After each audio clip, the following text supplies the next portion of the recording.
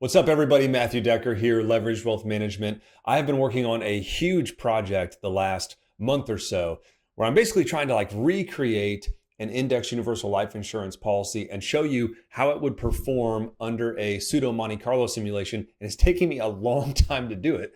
And so I had this thought that I would break up the research into a couple videos and kind of show you the methodology behind the scenes. So what we're looking at today is the actual Monte Carlo itself and how I built it.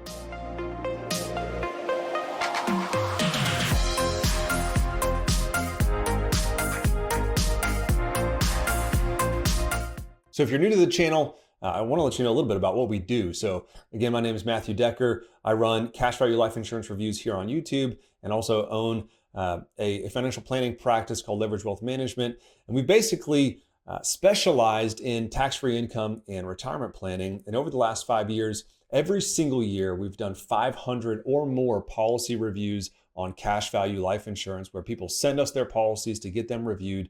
And we basically give them our findings. And throughout that process, we've saved over $40 million in lifetime fees and premium. And we've added $60 million in additional lifetime income to those clients who decide to basically work with us and either fix broken policies or get additional policies. And so that's who we are. And we do a lot of research around the subject of cash value life insurance and how they work, where they fit and where they don't fit. And because of that, I think we're the #1 educational platform for cash value life insurance on YouTube right now, which is awesome. And that's a lot of thanks to you guys. So I want to share my screen with you and I want to kind of show you this big project and what I'm trying to do and kind of where we are right now. So this is super ugly. This is the Excel sheet that I'm working on, and I know it's ugly. And that's why I decided to break this video up, because there's a ton of information here. But long story short, what I'm trying to do is I'm trying to run a Monte Carlo simulation and throw it into an index life insurance policy. So instead of using that level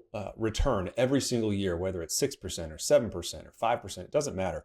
Instead of using that level return every single year, what I'd like to do is take an underlying index. So we have the blended index here. And the blended index is very simple. It's the Dow Jones. It's the Barclays US Aggregate Bond Fund. It is the Russell, and it is the Euro Stoxx 50. It's a fixed weight of those 4 index options. And since they're widely used common index options, we can do a Monte Carlo simulation on that.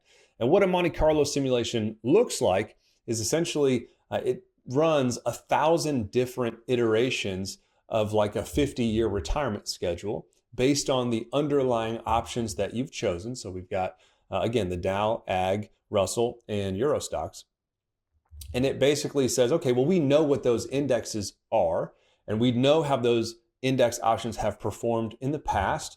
We have their standard deviation. We see the risk return profile. And so let's just kind of Monte Carlo this thing out. And based on the math and the numbers and the probabilities, let's come up with a sequence of returns over a 50-year retirement that are possible given the risk metrics for those underlying index options. It's a pretty common thing that you see in financial planning would be a Monte Carlo test.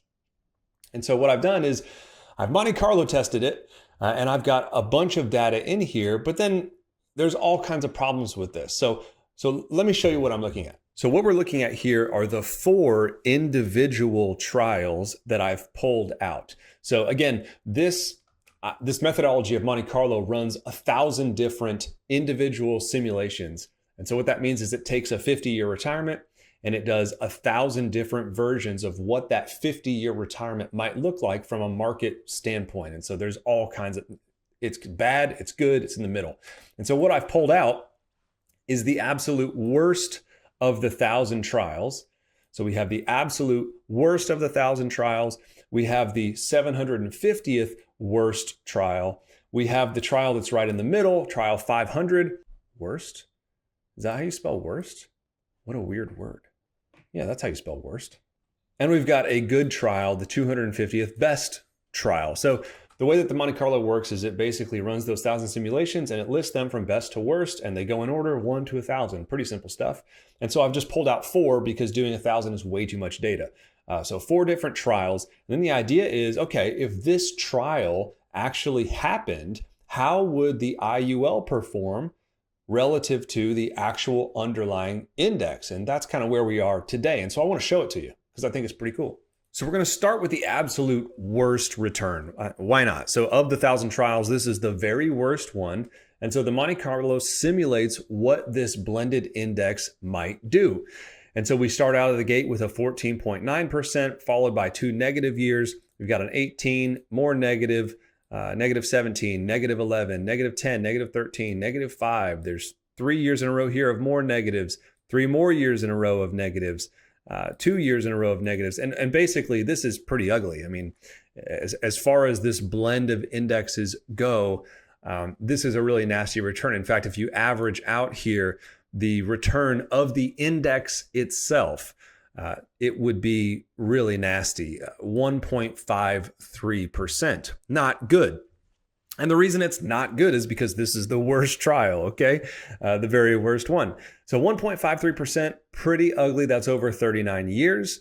And so if we then go into this particular set of data, and if we remove all the zero or remove all the negative years and replace it with a zero, and then also subject it to the cap, which in this particular index, it's a 14.25% cap. So anything above 14.25 gets 14.25. Anything below zero gets zero. And since this is a fixed product, since it's an index universal life insurance policy, it's a fixed product, it can't go backwards. And since this is the absolute worst trial, it should every single time beat the index because it can't go backwards. And so that's how this should work. And that's exactly how it does work. So in the worst trial, the index averaged 1.53.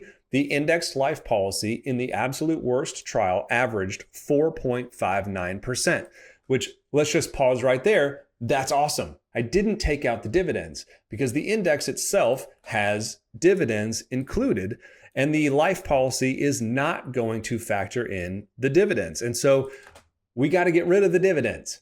Well, getting rid of the dividends isn't super easy, unfortunately. And so let me show you my methodology. I did the best that I could, I think. So we've got the DIA, we've got IWM, FEZ, and AGG. Those are the 4 index options that are involved here. And then I went and I found their current dividend. So this is the current dividend of those 4 index options. But of course, the current dividend is just what it is today, and current dividends are quite a bit low, except for the exception of the Euro stocks. It's about as high as it's been in recent memory. Everything else is lower than it's been in recent memory. So I looked at the charts and I just kind of guessed at what the average was because I didn't see a printout. I couldn't put it in Excel and do it. I didn't want to do, 80 data points hand entered. I just didn't want to do it, so I didn't do it. So I looked at the charts and I gave my best guess as kind of the average dividend for each index over the last 20 years if it has a 20-year track record. And I came up with basically 2.35 for DIA, 1.35 for IWM, 3% for FEZ, 2.2 for AG. And then you multiply that across the weight of the different index options, you get the total, you add it up. Okay, so we got a 2.3% on average dividend that's baked into the index that you're not going to receive on the index life policy. Now, why am I getting into the weeds like this? Because I know that there are going to be some absolute turd Ferguson whole life insurance agents that know nothing about these policies. They're probably captive and uneducated, and they're going to say, oh, but the dividend isn't included, which is totally true. It's absolutely not included, and it's never included in any of the projections that you've ever seen. So let's just do that same thing here. So when we look at the absolute worst trial of the 1,000, we've got the index return, we take out the dividends. So 14.98 becomes 12.65. So this is just the price movement. And then we replace the negative years with a 0%, and we apply the cap of 14.25. And so in a year where we are over the cap, like here, 19.98%, the IUL policy does 14.25. And when we average that out over the same 39 years, your index is still 1.53%. Of course, it would be, it's unchanged, it's the same data, and we didn't touch it, and the dividends are included. 1.53% in the worst trial over 39 years if you're invested directly in the index without any fees applied. And the IUL policy would be 3.57, which is exactly what you would expect to see. 3.57% growth over that 39-year time span without the dividends included. Now, again, I know there's a lot of Turd Fergusons out there. And so what they're going to say is, oh, but that's not the actual rate of return. That's just the average rate, which is true. Of course, that's true. But when you look at an illustration and you see a 6% return, are you seeing the internal rate of return? No, you're not. Every time you look at an illustration, you are seeing an illustrated rate, and the illustrated rate is not the internal rate of return, and all the numbers that you see inside the illustration is based on the illustrated rate, not the internal rate of return. So the data that we're looking at here, we're in the absolute worst case scenario over the 1,000 trials that we ran based on this 4-weighted index. In that scenario, this 3.57% would represent the illustrated rate that is used. So if you wanted to see a pseudo quasi, worst case scenario based on the Monte Carlo methodology, it would be running an index life illustration using that 3.57% rate of return right here instead of whatever illustrated rate that you're using.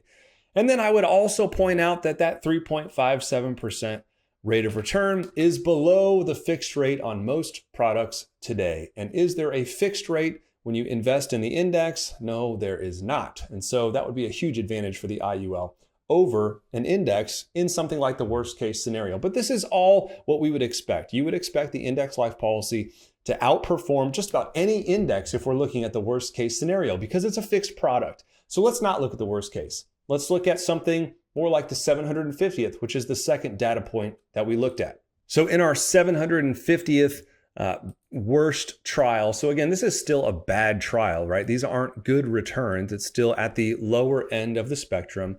Our index starts off at 0.45, 15.9. There's a couple negative years here, some negative years here. I mean, it's a random Monte Carlo, and this is one of the worst ones, okay? It's the 750th. We take out the dividends, and then we look at the IUL return. Now, what's interesting about this worst case scenario, and when you run a Monte Carlo simulation, it does not care about like real life. All it's looking at is math, standard deviation, average return, and it just kind of comes up with its own numbers. But what's interesting about this particular trial is that we have 1, 2, 3, 4, 5, 6 years in a row of negative performance, which I don't think has actually ever happened. I think the most is 4 or 5, depending on how or what day you choose to measure the Great Depression. So this would be like unprecedented. It's the 750th worst trial, and it's worse than just about anything we've ever seen. So it's useful to look at. Why not? So we factor in the IUL return, and we just extrapolate this out for the same 39 years. And our index, if invested directly in the index, you would have averaged 4.15%. That's not factoring in any fees. It's not factoring in any taxes. If we're talking about an after-tax account, 4.15% just on pure price movement plus dividends. The IUL outperforms it at 4.89% without any market risk.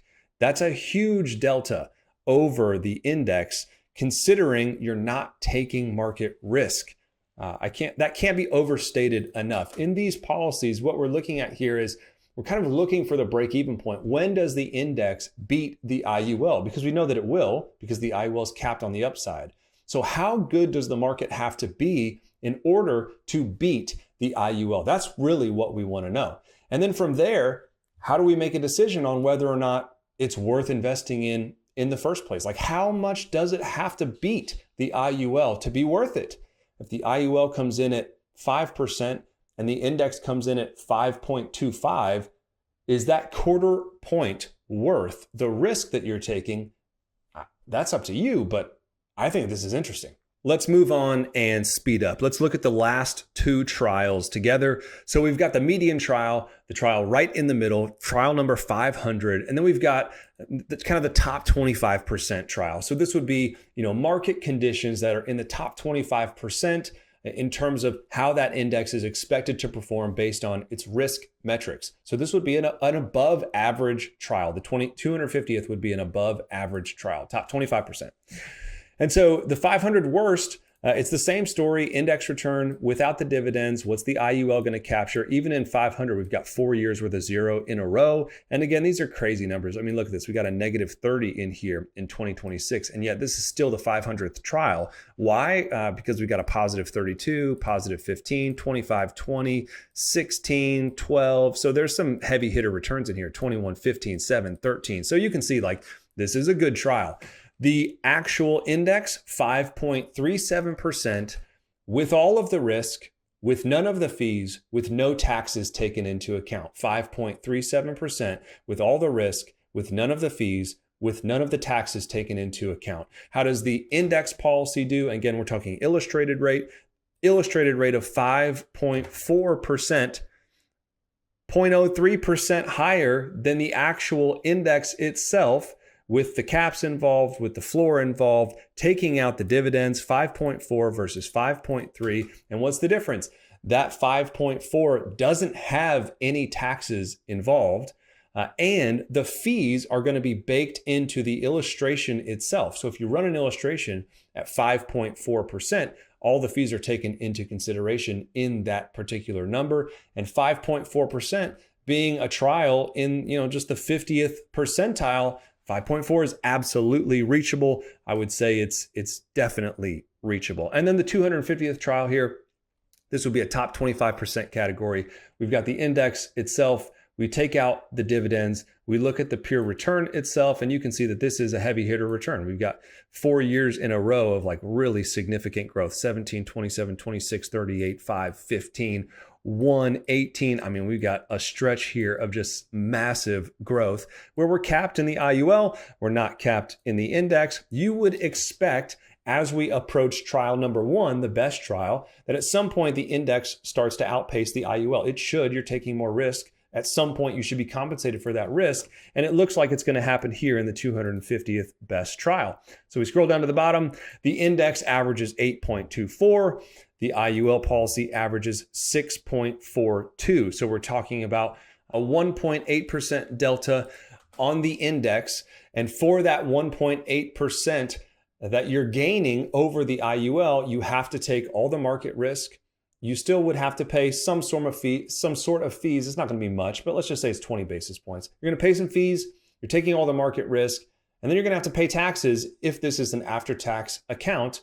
And if it's not an after-tax account, if it's a tax-deferred account, you're going to have to pay taxes then. So one way or another, taxes come out either now or later. The only way it wouldn't is if it's a Roth account. And if it's a Roth account, this would be a great trial to have in your Roth account. 8.24% with some heavy hitter years in there. So what I find so interesting is that even throughout the median trial, the IUL outperforms the index. And if we talk about the 250th best trial, the IUL outperforms its illustrated rate that most people are using today. 6.42 is higher than the 6% that a lot of times you're going to see as an illustrated rate. And even then, the question becomes, is the additional return worth the risk? And only you can answer this question. So I hope that this has been helpful. The reason I go through this is just to show you that a lot of people say, well, but what if the market doesn't perform? And the reality is, if the market doesn't perform, chances are the IUL is actually going to perform better than whatever you're comparing it to, because they're both tracking based on the same underlying index or the same underlying security. If you're comparing the market to the IUL and your worry is, what if the market doesn't do well? Those are the trials in which the IUL outperforms the index. And that's why we love index life policies for tax efficient, riskless. Well, riskless, it's not riskless, but it's not as risky as an index. That's why we like it, because when the market doesn't perform well, this performs better than the alternative. And so as a way to get a better risk-adjusted return, as a way to secure some income that is not going to be subject to taxes, an index life policy makes a whole lot of sense for most people, especially those that are high earners that don't have access to a Roth IRA And when we look at these numbers, if you don't have access to a Roth IRA, at some point you absolutely will be paying taxes on this 8.24% that's beating the IUL at 6.42%. And if we do factor in taxes, all of a sudden, the 250th best trial is not going to beat the IUL because the IUL is not going to pay taxes. You're going to have to be in the top 10% of the trials in order to outpace the IUL if you're investing in a vehicle where you pay taxes from year to year.